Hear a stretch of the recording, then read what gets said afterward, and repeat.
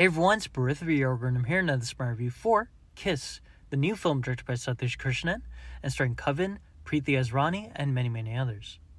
Now, what's very impressive and very interesting about this film is that this is the directorial debut of dance choreographer and supporting actor Satish Krishnan.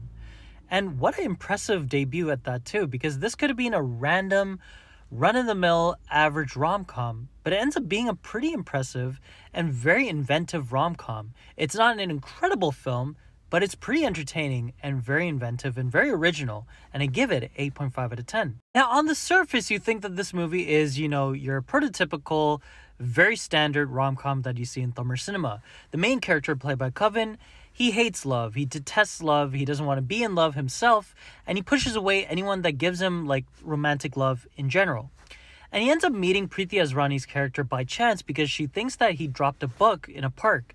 And when she gives him that book, this book happens to have some supernatural powers, and the powers happen to involve love itself. Now, the fantastical twist within this rom-com kind of reminded me of the superpower that Mel Gibson's character has in the film What Women Want, even though that Kavan's character has a way different superpower within this film. Now, the superpower that Kavan's character possesses when he has possession of this book is that he's able to see the future of a relationship after a couple is done kissing. So when a couple is kissing and after they're done, he's able to see the future of their lives, their personal lives, their relationships, so on and so forth.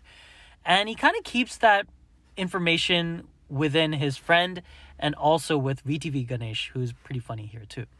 But things go kind of tricky when he ends up falling in love with Preeti Asrani's character. Again, he doesn't love love. He doesn't want to be loved or doesn't want to give love, but he ends up falling in love with Preeti Asrani's character, and she loves him too. And when they eventually kiss, he sees the future of their respective relationship, and the gist of the rest of the film, and pretty much the second half of this movie, is whether or not Kavan's character should be in love with this person or give up on the love and push them away.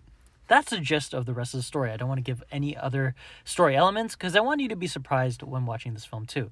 It's a very standard rom-com Tamil cinema movie, but what's really creative by Satish Krishnan is that he brings in this Hollywood fantastical element here and makes this standard template kind of film a little bit more enticing and a little bit more entertaining. Now, don't get me wrong, this movie is not incredible, it's not a masterpiece, but it was really entertaining and it was very original. And again, Kavan's a really good actor. I think that he's already proven that with films like Dada and also Star, and even in Bloody Beggar too. I think that his performance in that film was pretty solid too. But yeah, in Kiss, it's a very standard role. He does a pretty decent job. Preeti Asrani is good here too. The music is very nice by Jen Martin. And overall, a pretty entertaining film. 8.5